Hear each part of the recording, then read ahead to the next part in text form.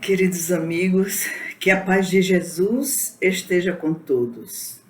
Mais uma vez nós estamos aqui para juntos darmos prosseguimento ao estudo do livro Vida Plena, do nosso irmão Divaldo Franco. Esse livro é uma psicografia e foi a nossa irmã Joana de Ângeles que delicadamente chamou nosso irmão Divaldo e disse: vamos para mais 30 textos para ajudar nossos irmãos que estão encarnados na Terra. Então, presta bem atenção. Essas lições, essas 30 lições que compõem o livro Vida Plena, foram escritas o ano passado, 2021. Ainda estávamos em plena pandemia. E o Divaldo não para de trabalhar, nunca, nunca. E o texto de hoje, que se chama, texto de número 10, que se chama Dedica-te e segue adiante. Nada mais apropriado para estes momentos que nós estamos vivendo. Porque nós estamos vivendo momentos de desistência. As pessoas estão desistindo da vida, desistindo do trabalho voluntário, desistindo do auxílio ao próximo, desistindo especialmente delas mesmas. Então é o tempo do abandono. Nós estamos com muitas pessoas, amigas, queridas, conhecidas, que de repente estão abandonando suas tarefas assumidas, né, seus trabalhos, que são trabalhos de elevação moral, trabalhos que nós nos começamos a dedicar com tanto carinho, com tanto entusiasmo. E depois, não se sabe por quê, as pessoas vão deixando e vão abandonando. Nós não abandonamos os compromissos assumidos. Nós abandonamos, na verdade, a dificuldade que todos nós temos para a luta diária. Todos os dias nós temos desafios em nossas vidas.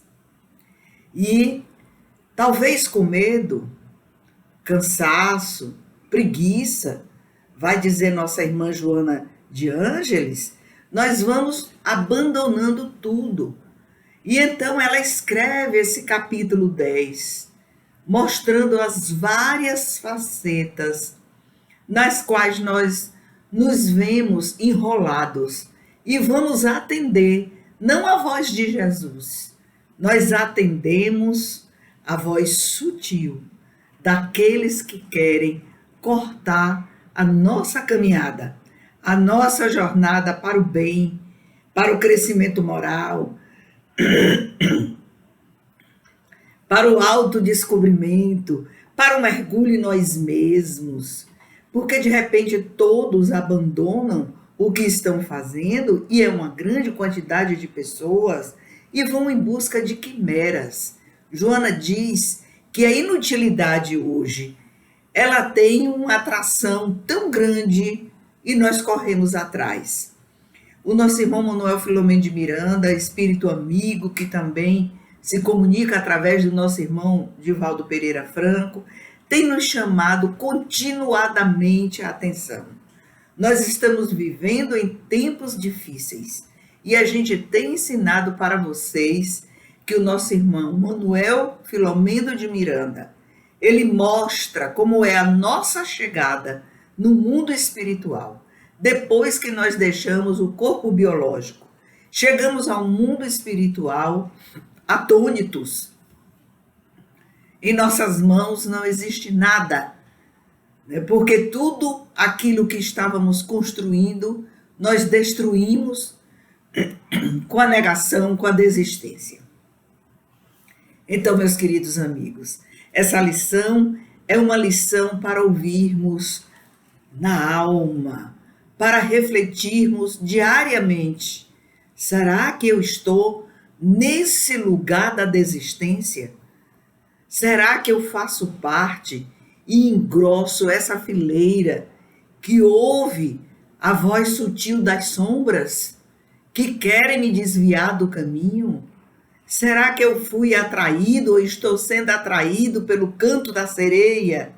E quando eu menos esperar, eu estarei emborcado nas doenças do corpo biológico, nas doenças psicológicas, nos processos depressivos, que não surgem do nada, eles são uma criação paulatina das nossas atitudes, que são as nossas escolhas interiores, não é? É sempre em função daquilo que eu vivo interiormente, não é do meu comportamento, da forma como eu falo, que eu me visto, que eu me comunico, que eu me relaciono com as pessoas, porque aí sempre haverá um julgamento, mas é do meu mundo interior, da minha segunda personalidade, daquela pessoa que sou eu na realidade, e não o eu fictício que eu crio para o relacionamento social. Então a gente precisa estar atento para essas questões. Então vamos fazer a nossa oração pedindo a Jesus fortaleza, reflexão, para que a gente enxergue a nossa mudança de preferência. Pai nosso que estás nos céus, santificado seja o vosso nome. Venha a nós, Senhor, o vosso reino. Seja feita a vossa vontade, assim na terra como no céu. O pão nosso de cada dia dai-nos hoje, Senhor. Perdoai as nossas ofensas, assim como nós perdoamos a quem nos tem ofendido. Não nos deixeis cair em tentação, mas livrai-nos, Jesus, de todo o mal, que assim seja. Então, queridos, vamos ao dedica-te e segue adiante. Ouviram? Dedica-te. A gente precisa aprender a ser dedicado para fazer esse trabalho aqui. Ari Quadros Teixeira, Patrick Pires e eu, nós encontramos muitas dificuldades no dia a dia da nossa caminhada, do nosso trabalho. E a gente precisa ir enfrentando e procurando as soluções para não deixar, como se diz de forma popular, como se diz, não deixar a peteca cair. Nós não deixamos a peteca cair. Nós seguramos e vamos à frente. Dedica-te. Para tudo tem que haver uma dedicação. Então as pessoas comentam, como vocês conseguem, né, fazer tanta coisa, né, estudar, participar de grupo de estudo, ter suas leituras particulares, seus estudos particulares em outras áreas que não seja a espiritualista ou a espírita. Conseguimos, porque nós temos 12 horas à disposição para a gente resolver as questões da existência naquele dia. Entenderam? É muita hora, minha gente. Muita hora.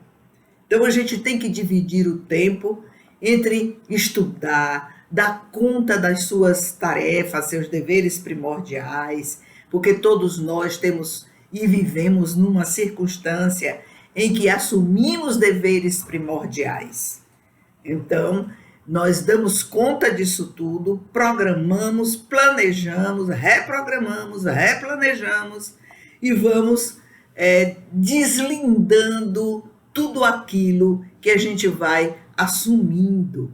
Há momentos na vida que, deveras, a gente precisa ter uma dedicação maior.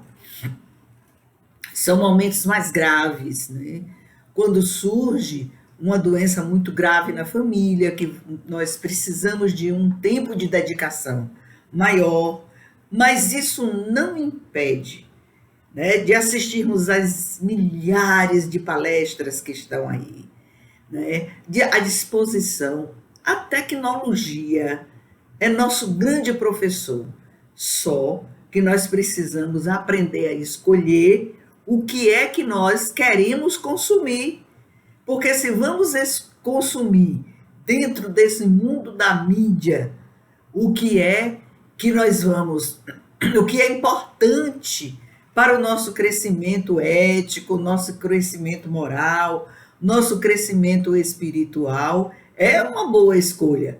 Mas se vamos escolher inutilidades, eu estou com vontade de dar risada, eu vou lá no YouTube e vou assistir isso e isso. Não, eu não estou com vontade de dar risada. Eu dou muitas risadas, dou bastante, mas não consumindo inutilidade. Aí, para o YouTube, eu separo as coisas principais. Vai assistir os podcasts, há podcasts no Spotify maravilhosos, né? Que lhe ajuda ao seu crescimento compreensivo da realidade, que lhe ajuda a refletir sobre pessoas extraordinárias que marcaram suas trajetórias na Terra com ações especiais, das quais nós somos hoje os grandes consumidores. E nós nem lembramos disso. Nós nem sabíamos. Né? Ontem eu já estava com o trabalho preparado, quando recebi um telefonema de uma amiga dizendo: nossa, quanta gente que fez tanta coisa, porque a Joana se refere no texto, dedica-te e segue adiante. Eu não conhecia essa pessoa, eu não sabia disso. Eu digo: olha, a Joana é cultura geral, é cultura especial, e é o grande espírito que marca o século XXI, porque ela está vasculhando os escaninhos da alma e está mostrando como nós reagimos, como nós agimos, como nós estamos trilhando esses momentos da grande transição planetária. Então é preciso que a gente não só use o discurso, é preciso que esse discurso ele esteja iluminado por um conhecimento que me faz mudar. Olha que diferença. A Joana vai fazer uma analogia no começo com o espinho da rosa.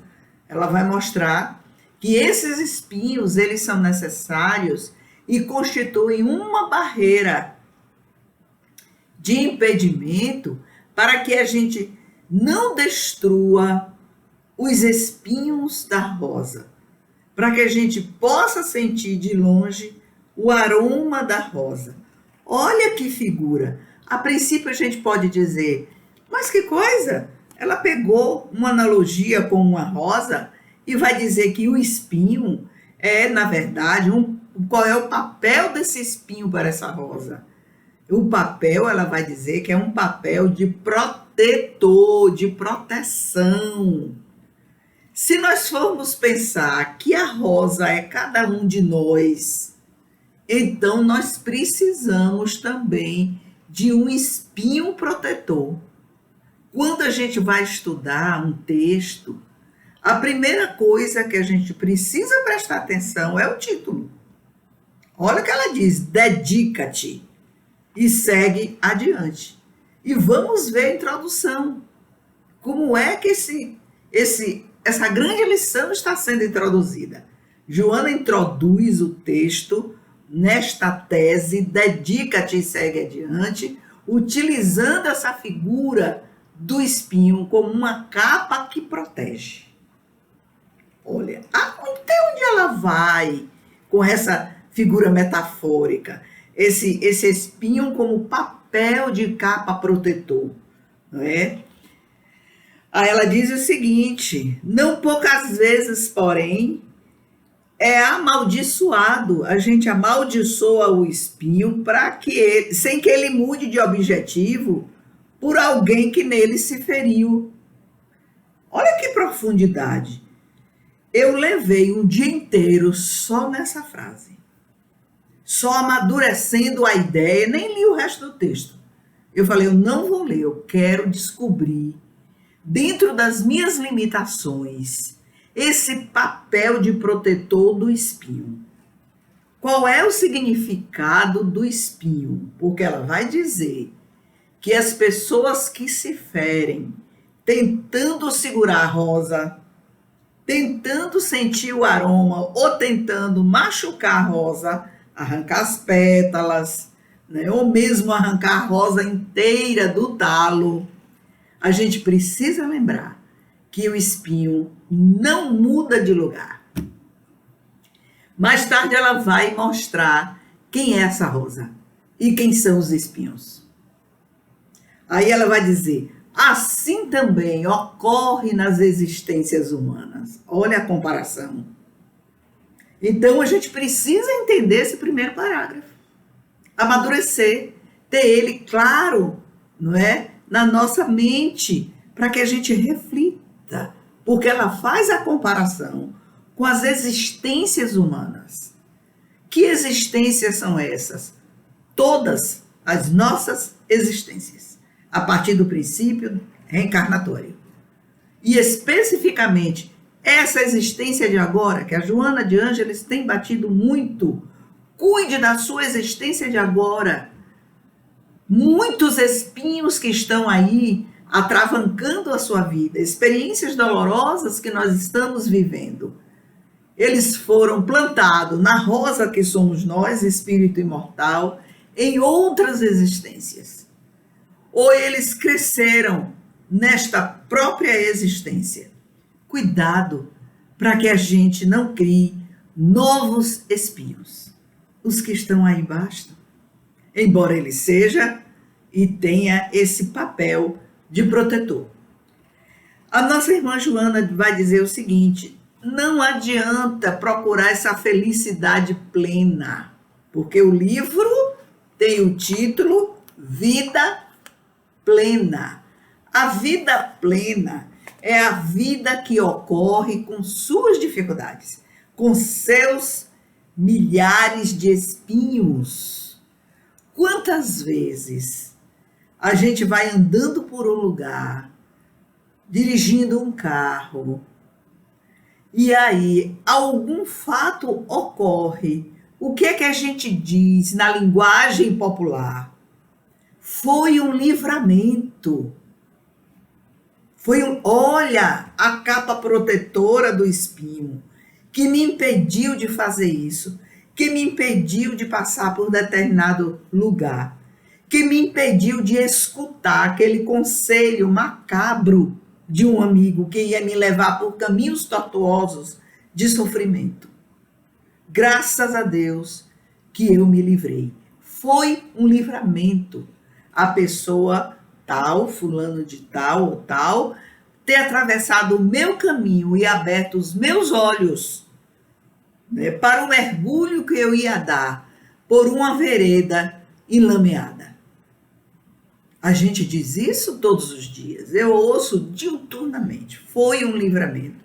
Mas às vezes eu imagino que as pessoas ainda não têm uma consciência mais profunda do significado dessa expressão, do significado desses acontecimentos, né, que a gente chama de livramento, que Jesus coloca em nosso caminho, mas especificamente são os amigos espirituais, aqueles que estão bem próximo de nós, aqueles que estão, que eu já disse, que assinaram a nota promissória nessa nossa reencarnação, que disseram: deixa reencarnar aí, essa família é excelente para o crescimento moral dessa pessoa, ela precisa enfrentar esses obstáculos, vamos providenciar que alguém, amigo, reencarne junto, que fique como vizinho, que nasça na família como tio, tia, primo, madrinho, padrinhos.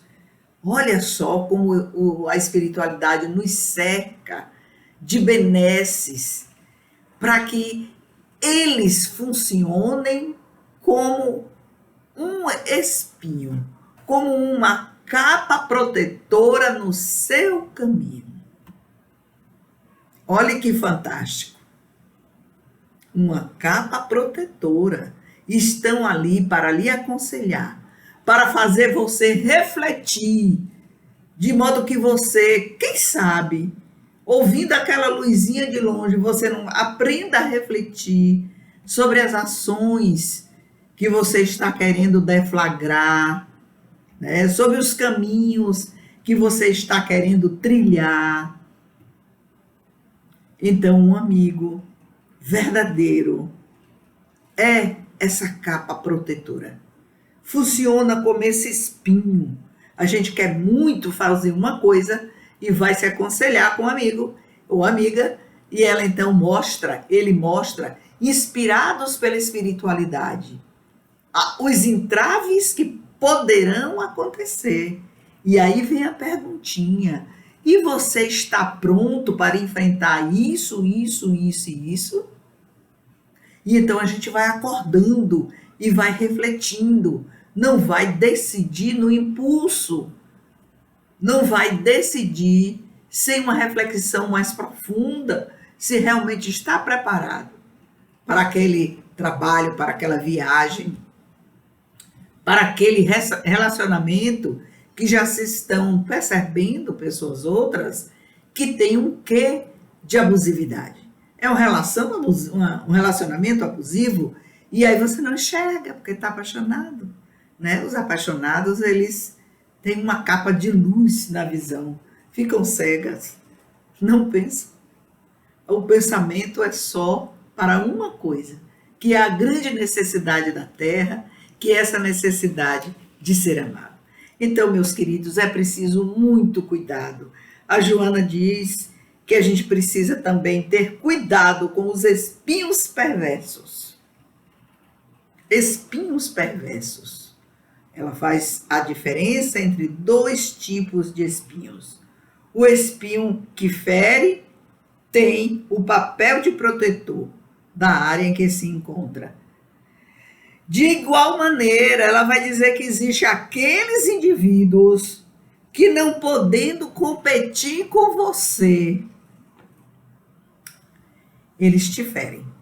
Então, são espinhos perversos. Eles não têm condição ainda de competir com você. Mas para que a competição, de Joana? É para somar.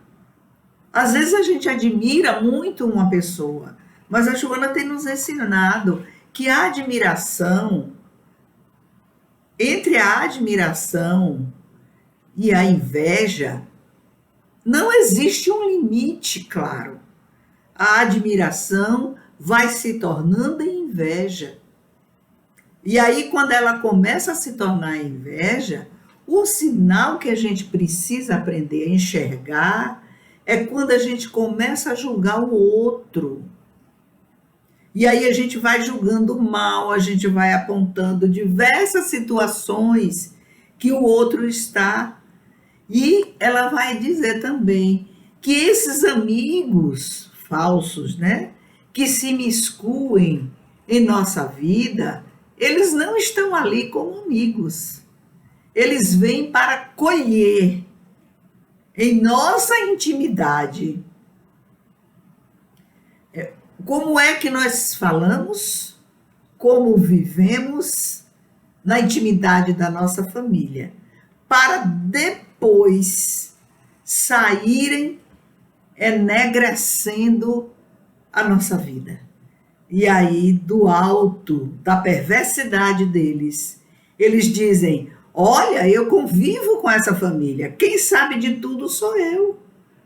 Aí começa a jogar pedras na pessoa que ela quer, por inveja, destituir, começa a destituir a pessoa, falando mal, apontando isso e isso e aquilo. Joana nos chama muito a atenção para esse tipo de amizade. Cuidado, eles chegam sutilmente. Sutilmente. Nós, como já vivemos muito, né? Eu estou dizendo nós já nos deparamos com esse tipo de amizade, nós já convivemos com esse tipo de pessoa e convivemos ainda. E eu fico me perguntando, por que a pessoa não soma? Ela está tentando uma aproximação para a destruição. Outras, a Joana diz que são sugadores. Eles se aproximam de você para sugar o que eles podem. Não são nossos amigos. Eles são aproveitadores. eles querem benesses, né, para, não importa, né, não vou fazer avaliação aqui, querem benesses. E depois que eles adquirem aquilo que querem, eles saem falando mal, jogando pedras. São espinhos perversos. Olha, a gente está aqui na grande pergunta: eu sou um espinho perverso no meu lar? Eu sou um espinho perverso para os meus filhos? Eu sou um espinho perverso no meu relacionamento? Eu sou um espinho perverso no trabalho onde eu estou? Eu sou um espinho perverso na minha igreja, na minha religião?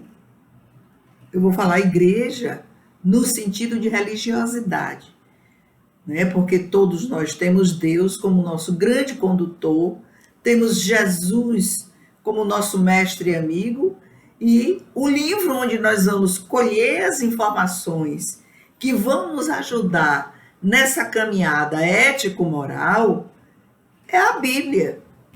E está lá no Novo Testamento. Não é? Então a gente vai a Moisés, Antigo Testamento, e vai a Jesus. Então a Joana chama também atenção para isso. Precisamos ver o que foi que Jesus ensinou para nós todos enquanto aqui esteve.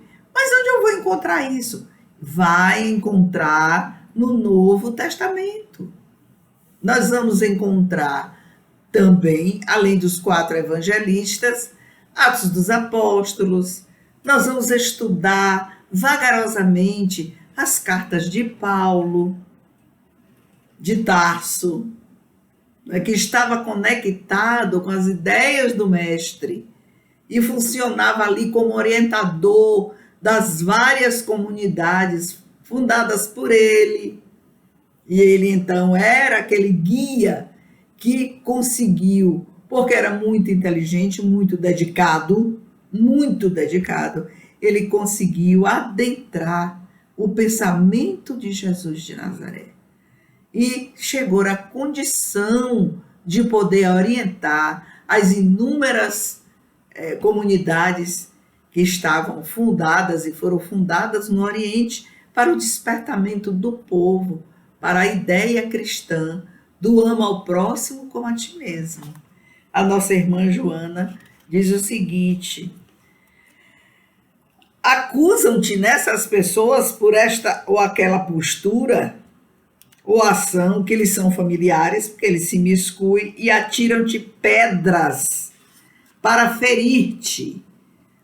Quantas pedras já atiraram para mim e continuam atirando? Já atiraram para você que está aí e as pessoas continuam atirando. E eu fico me perguntando, meu Deus, por que isso? Que inveja é essa? Que competição é essa? Por que não cuidam de algo que seja útil, né? Que venha somar nos lugares onde essas pessoas trabalham, onde elas estão? Então, nós não temos que nos preocupar com elas. A nossa irmã Joana de Ângeles disse que essa preocupação é das próprias pessoas. Elas se preocupem com o que elas fazem, com o que elas dizem, com as pedras, como diz nossa irmã Joana de Ângeles, que são atiradas contra os outros, porque essas pessoas querem, como eu já falei, elas querem tirar o seu valor. Elas querem fazer com que você desista do trabalho que você está fazendo.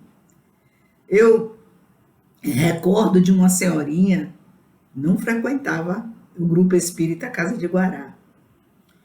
Ela também era de outra religião, mas simpática, né? A ideia da imortalidade, simpática a ideia da reencarnação, simpática a ideia da existência de outros núcleos, outras cidades, né? Comunidades criadas no mundo espiritual, porque ela sempre dizia que o poder de Deus podia tudo. Então, ela fazia sapatinhos, ela já desencarnou. E ela tinha uma irmã que ficava, ela fazia sapatinhos para as pessoas lá do núcleo religioso dela e dividia com a manjedoura da casa de Guará. E ela tinha uma irmã que diuturnamente servia como essa pessoa aqui, né? Que atirava pedras no espiritismo, atirava pedras nas pessoas que estavam à frente dos trabalhos na Casa de Guará, no Grupo Espírita Casa de Guará, e também ela tirava pedras, né, naquelas pessoas que estavam ali confeccionando os enxovais. Enfim, ela falava mal de todo mundo. Ela apontava defeitos de todos, né, segundo a percepção dela. E aí, o que ocorria? Ela ficava dizendo: você não vai fazer mais sapatinhos para essa manjedoura? Ficava falando. Chegou um tempo, quando ela conversou comigo, eu falei: faça escondido. Não precisa você dizer a ela que você está dividindo. Você faz, esconde, manda sua caixinha escondido. Não vai incomodar. Quando ela perguntar, você diz: sim, minha irmã, sim, é minha irmã, sim, minha irmã não está mentindo. Então, faça seu trabalho. Dedica-te e continue no esforço, minha filha, de auxiliar. Porque o auxílio não tem cor, não tem nacionalidade, não escolhe pessoas pelo seu biótipo, gorda, magra, branca, morena, jambo, negra, não escolhe ninguém, não é? O auxílio escolhe a necessidade de agora. E se puder resolver a necessidade de agora, corra atrás e resolva. A gente tem amigos, a gente não tem agora as coisas para resolver, materiais, mas há amigos que podem nos ajudar. A gente pede a um, pede a outro e vai resolvendo as questões. Vocês viram? A nossa irmã diz que todo esforço na edificação do bem e plantação da verdade nas demais vidas desperta reações equivalentes à qualidade e ao resultado do empenho aplicado. O que significa isso? Quanto mais você ama, mais você espalha amor. Quanto mais você auxilia, mais você inspira outras pessoas para auxiliar. E vou te falar mais. Esse trabalho nosso, esse esforço nosso de vencer as dificuldades, ele é observado pelos nossos irmãos que estão na quarta dimensão. Os espíritos, amigos e inimigos, nos observam diuturnamente. Olha, vamos criar um empecilho e vamos ver como é que ele vai resolver, como ela vai resolver. E nós somos tão tolos, que os espíritos, que têm uma tecnologia avançadíssima, muito mais do que a nossa, eles colocam microchips em nossa cabeça e nos teleguiam de onde eles estão. Ah, mas isso é uma loucura. É uma loucura? Eu estou aqui no meu computador, no meu trabalho. Quando eu vejo, meu computador está hackeado. Como eu não entendo de hackeamento, e eu não sei que tem olheiros olhando o que eu escrevo, o que eu falo, o que eu digo, eu não sei de microcâmeras, chips que estão inseridos no meu HD aqui, né, na memória do meu computador, mas eu estou sendo vigiada. Olha, se o homem pode fazer isso, o que não pode é a tecnologia do mundo espiritual, porque essa tecnologia que está aqui no plano horizontal sendo desenvolvida pela ciência, essas pessoas aprenderam onde, gente? Só os materialistas é que vão dizer: não, a inteligência é muito desenvolvida, né? que criou tudo isso, né, para o nosso deleite, para o nosso poder, para a nossa insânia, vamos dizer aqui, e cisânia, porque a gente adora brigar, né, adora provocar divisão, que é disso que a nossa irmã Joana de Ângeles está falando. Cuidado com você, que gosta de se miscuir nos lugares, né, para fazer desordem, para instalar sutilmente malquerença, animosidade, cisânia. A gente precisa parar e se perguntar: o que é que eu vim fazer no planeta Terra dessa vez? Qual é a minha tarefa? Qual é o meu objetivo de trabalho? Eu preciso pensar nisso para ter uma clareza sobre isso. A Joana disse que os ociosos, os preguiçosos, olha, a nossa irmã Joana de Ângeles, ela não mede palavras, viu, gente? Ela diz que esses pobres de valores éticos, muito pobres, mas ricos de presunção. Aí é que tá, a gente tem que parar, né? E perguntar: eu sou um pobre de valores éticos? Porque toda vez que eu julgo, falo mal, tento denegrir o outro, eu sou um pobre de valor ético. Isso não é comportamento ético. Eu sou rico de presunção, porque quando eu aponto os defeitos do outro, eu estou dizendo: eu não tenho esses defeitos, que eu acho que o outro tem, né? Eu não tenho, eu não sou portador. Eu não faço isso. Eu jamais seria capaz de realizar tal ato. Joana disse que isso é presunção. Você é um presunçoso? Olha que perigos a gente vai caminhando. Ela disse que os ociosos, presunçosos, moram numa torre de vigia. Pensa aí, ó, imagina na cabeça. Aquela torre de Rapunzel, bem grande, enorme, sua torre de vigia.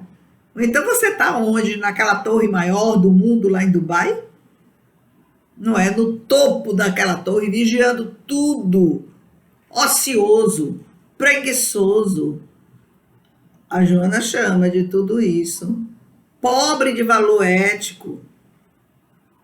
Essas coisas, esses alertamentos, eu tomo para mim. Olha, Carmélia, preste atenção. Então, vai vigiar todo dia. Cedo eu já levanto para ver se eu estou na torre de vigia.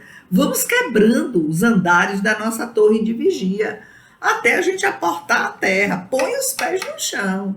Olha o que você está criando para você. Então, ela diz que ao invés da pessoa dizer verdades para ajudar, ou então ela vai dizendo verdades, mas não é para ajudar, porque o desejo real é interditar o benefício da ação que a pessoa realiza. É interditar. Então ela ouve conselho daqui, ela ouve observação dali, sai ouvindo. Olhe, porque eu já ouvi falar mal de você, pessoas que dizem isso, pessoas que dizem aquilo. Minha filha, nós seremos sempre aqueles que vamos receber as pedradas de todo lado. Isso eu não me preocupo, vocês também não devem se preocupar. Sabe com o que é que a gente deve se preocupar? É se eu fiquei feliz com aquele apontamento infeliz que alguém falou, e se esse acolhimento de felicidade vem atender a um desejo que eu tenho. No fundo do desejo está lá nas profundezas da inconsciência, né? E ele vai sair como vontade. Eu também tinha uma vontade de dizer isso. Eu não disse ainda, mas fulano disse por mim. Olha, a Joana, não importa o que digam de você. O que importa é o que você diz dos outros. Ela diz assim, que essas antipatias, esses extravasamentos de ódios, que representa a própria inferioridade moral, a gente tem que ter um cuidado quando nós estamos realizando. e que essas pessoas todas detestam o evangelho. Aí eu quero parar e dizer, vamos acordar. Quando eu estou ouvindo de companheiros de jornada ações que desaprovam o comportamento do outro, a Joana diz, preste atenção, essas pessoas detestam o evangelho, porque Jesus ensinou, ama teu próximo como a ti mesmo. E ela chama outra atenção, olhe para você. Se você está fazendo isso, você está detestando o evangelho. Você está abominando as ideias que Jesus nos ensinou, as grandes lições. Você está tentando apagar a figura de Jesus da face da terra.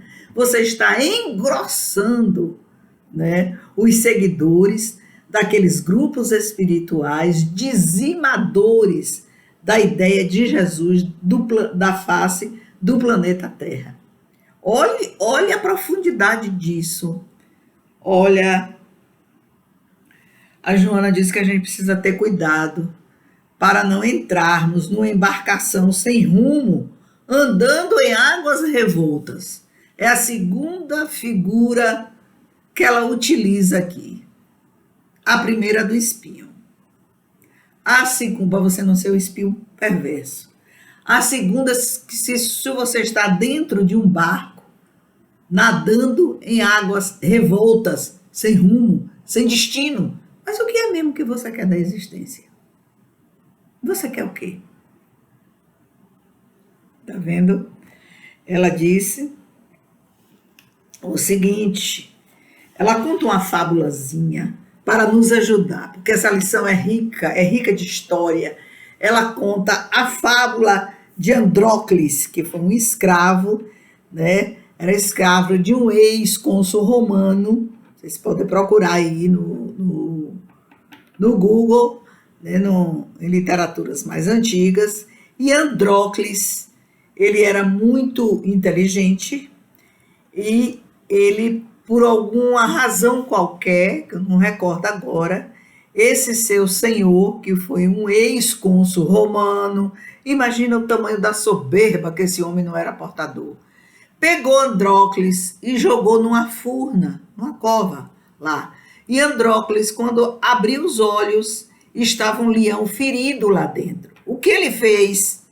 Ele, ao redor daqueles matos que estavam lá, ele viu que um espinho perigoso estava enfiado na pata do leão. Ele foi delicadamente, retirou o espinho, conversou com o leão, meu irmão leão, retirou o espinho, curou a pata do leão e conseguiu, com a ajuda do leão, já curado, eles saíram da cova, ele e o leão. E então, quando estava naqueles momentos tenebrosos, em que os romanos colocavam os cristãos lá no circo romano para serem devorados, olha que aparece Andrócles sendo jogado no circo para ser devorado.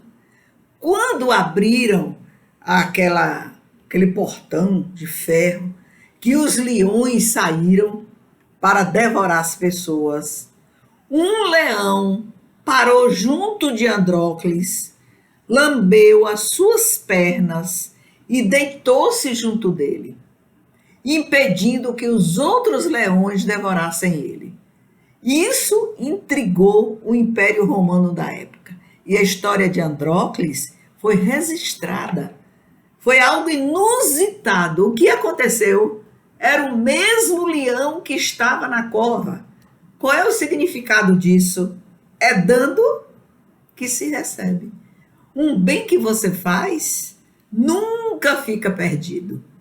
Sempre haverá o retorno em forma de socorro para a gente. Então, ajuda-te, que é o que diz nossa irmã Joana. Ajuda-te, dedica-te e segue adiante. Não se importe com nenhuma dessas pessoas que estão ao seu lado. Elas próprias estão escrevendo a sua própria história. Então, a nossa irmã Joana de Ângeles diz que o nosso caminho deverá ser sempre de gratidão e solidariedade.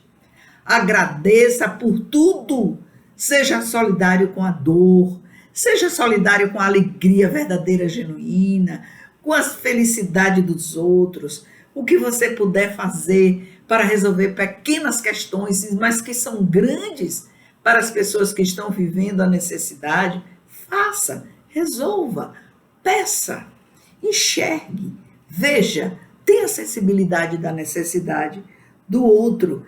É porque ela vai dizer que essas ações, elas vão compor a construção da paz em nós.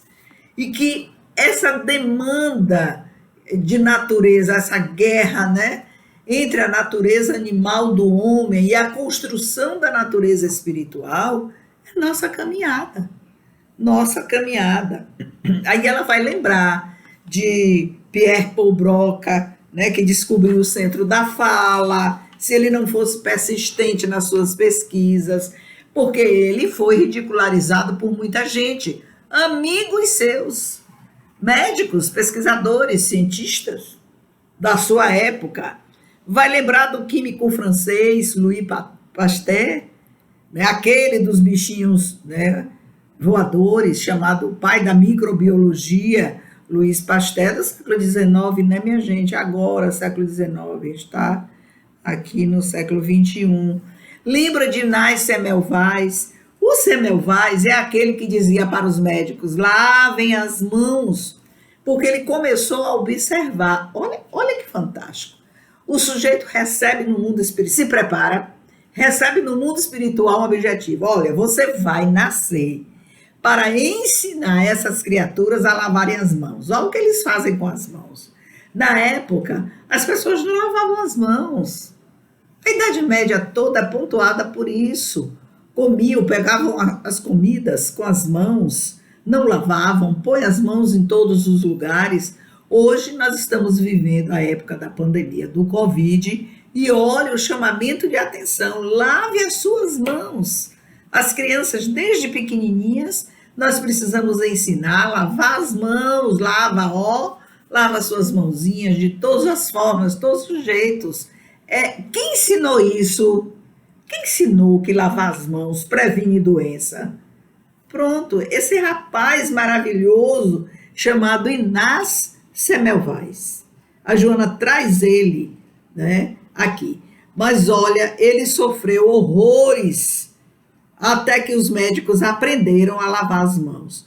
Quando eu vi esse exemplo aqui do Inácio Semmelweis, eu lembrei do livro Nosso Lar. Vocês já leram, né, o livro Nosso Lar?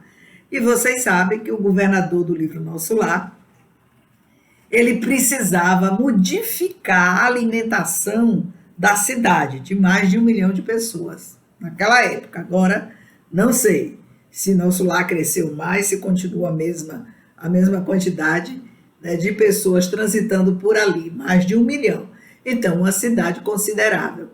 E quando o governador foi com um grupo de trabalhadores, né, que participavam dos ministérios para fazer em outra comunidade, outra cidade, um curso específico a respeito de alimentação, eles viram que a cidade ela não conseguia melhorar seu aspecto psicológico, né, das pessoas que transitavam por ali, para auxiliar melhor aos chegantes, aos saíntes, para as reencarnações, aos chegantes do túmulo, né, e aos que estavam ali trabalhando. Então, o que foi que aconteceu? Um grupo de pesquisadores, cientistas, né, vieram dar cursos, treinar, ensinar aqueles responsáveis pelos ministérios, de modo que pudesse alterar a alimentação. Mas um ministério, o Ministério das Comunicações, levou 20 anos para aderir à nova alimentação. Olha, daqui para frente você vai comer sua salada de brócolis. Exemplo, né? Para a gente ficar mais levinho. E aí, o que é que eles fizeram? Resistiram. 20 anos depois, tá bom, é verdade, estamos convencidos.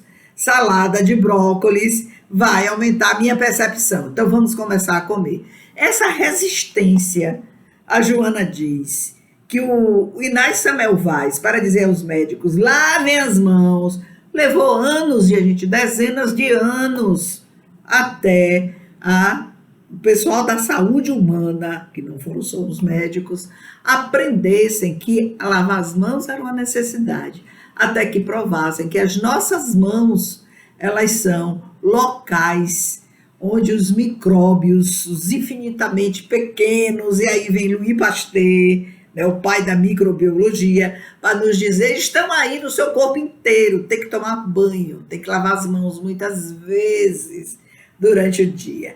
Mas ela não fica só aí, ela vai mostrar o Oswaldo Cruz, né, aquele sanitarista famoso brasileiro, que ele inventa o mata-mosquito, porque ele vem com esta missão. Você vai reencarnar no Brasil para mostrar a este povo que esse monte de mosquito estranho, diferente, tropical que está aí, que não existe na Europa, né? Eles matam, eles têm micróbios, que o Louis Pasteur já tinha descoberto, que infectam as pessoas. Hoje a gente tem aí tudo, zika, chikungunya, covid, que estão nos aperreando diuturnamente, e ele cria um equipamento chamado mata-mosquito. O cara vem para isso. Vocês entendem? Consegue chegar lá, vem para salvar a população criando um mata-mosquito, minha gente. A ideia de Oswaldo Cruz, ele tirou da onde? O cara chegou aqui sabendo o que ia fazer. Eunice Wever, vocês já ouviram falar de Eunice Wever? É chamada a mãe dos Hansenianos. Essa mulher é brasileira, essa mulher é incrível. Ela era detestada pelos Hansenianos, que é o que ela fazia? Ela pegava as crianças dos Hansenianos e ela criou um preventório, né? O preventório era afastar as pessoas sãs das pessoas contaminadas pela lepra. E os Hansenianos odiavam ela porque se achavam excluídos da família. Mas ela conseguiu salvar milhões de pessoas da contaminação. Ela nunca se abalou pelas críticas e por todas as armadilhas que criaram para destituí-la, né, do lugar onde ela estava. Ela recebeu o título depois de a servidora do bem, Eunice Wever. Nós vamos ter Marie Curie, né, aquela descobridora do rádio, e que detestada, mulher, né? No tempo dela, não teve filhos. O marido também era cientista, pesquisador. Mas ela faz essa descoberta sozinha. O mundo ignorou ela. Ela foi desconsiderada porque era mulher. Allan Kardec, caluniado, perseguido. Até hoje, né? Você sabe. Mas na época que ele ainda existia naquele corpo de Hippolyte Léon Denisard Ribeiro, ele sofreu tudo isso e perseguido por amigos que se miscuíram na sua intimidade. E estavam ali a serviço das trevas, a serviço das sombras. Olha que coisa. Frequentadores da sociedade parisiense, né, de estudos espíritas, fizeram um levante contra Allan Kardec. Que coisa, que perseguição, né? E ele foi o vaso escolhido, como nos diz Emmanuel, para trazer à Terra o Consolador prometido. Francisco Cândido Xavier foi ultrajado pelo próprio sobrinho, né? Porque ele deixou uma vida de riqueza, tirou até a roupa do corpo e entregou para o pai lá fazendo as cobranças dele, porque queria que ele assumisse os bens da família e desse continuidade ao patrimônio familiar, ao crescimento do patrimônio. Ele falou não. O pai falou uma bobagem lá, ele arrancou a roupa. Não foi você que me deu essa roupa? Tome, daqui para frente eu seguirei meu caminho. São inevitáveis adversários, né, que surgem. Francisco Cândido Xavier, vocês acham que Francisco Cândido Xavier teve uma vida boa, particular? Ele foi ultrajado pelo próprio sobrinho. Isso está nos registros da história de Francisco Xavier. O homem que veio trazer as luzes para nós com sua missionária mediunidade. E Jesus, que nós crucificamos, destruímos o corpo biológico de Jesus, acabamos com tudo, né? Mas continua fiel aos compromissos assumidos em relação ao planeta Terra. Ela diz o seguinte: ai, permanece tu fiel aos compromissos a que você se afeiçoou. Fiel, não largue as coisas, não largue, não se queixe, não aponte seu dedo para as pessoas que são seus companheiros de trabalho. A Joana tem uma preocupação com o nosso comportamento, com as nossas atitudes. Quando você for louvado, aplaudido, te fizer elogios, comece a se preocupar. Comece a se preocupar. Olha que coisa.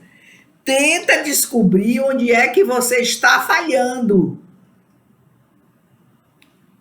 Olha, e retorna a Jesus. Toda vez que você receber um elogio, pare e pense, onde eu falhei? Onde eu estou falhando? E retorne para Jesus. Se você for incompreendido e sofrer muito, sem qualquer masoquismo, né? Ela já tirou a ideia de masoquismo, porque masoquismo é doença. A pessoa se fere e sofre muito porque está psicologicamente doente. Se você for incompreendido, nem se queixe disso. Não se queixe, não. Meu marido não me compreende, meus filhos não me compreendem, meu chefe no trabalho não me compreende. Joana disse, fique alegre. Olha que coisa, fique alegre. Porque você permanece fiel ao trabalho que você está fazendo. Fique alegre. Ela termina o livro de uma forma magistral. Ela diz que as estradas de Assis, olha gente, se vocês forem no YouTube ou forem no Google, coloca lá Assis, ou coloque assim, as estradas de Assis, que vocês vão ter a oportunidade de ver a cidadezinha de Assis, lá na Úmbria, na Itália. É uma cidade linda para ver o lugar onde Francisco de Assis viveu, né? Assim como a Via Crucis, as estradas de Assis. Ela faz a comparação com a nossa própria Via Crucis, né? São as únicas que vão conduzir à plenitude. Olha, meus queridos, que a paz de Jesus nos envolva hoje. Vamos caminhar pelas estradas de Assis. Elas são as únicas vias, as estradas de Assis, os caminhos por onde Francisco de Assis percorreu, com todas as dificuldades que ele viveu. Não é? Ele morreu cego, vocês sabiam disso? Por tudo que ele teve que enfrentar para nos ensinar a lição da simplicidade. É dando que se recebe. Que Jesus nos ajude, nos socorra nessa semana e nos sustente. Vamos nos ajudar.